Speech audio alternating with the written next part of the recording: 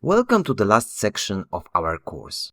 In this section, we will learn how to build resilient cloud apps using Hystrix and Turbine. So first, you will understand circuit breaker pattern.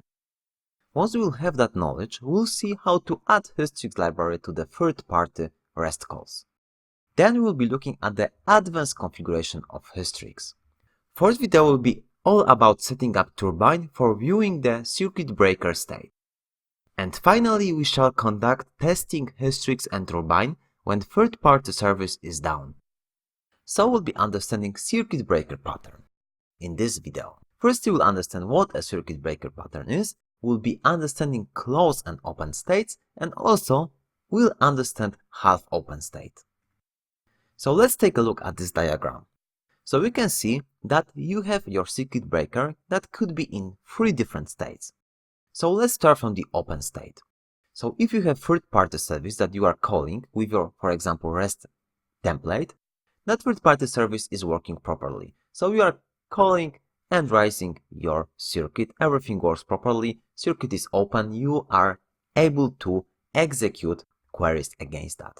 Let's assume that problems with the third-party service is happening. In this example, you will get some timeout. So you are getting one timeout, you are transitioning to the state that is half open.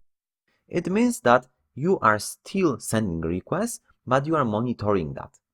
Finally, let's assume that third-party service has big problems, like 50% of requests are failing with timeout.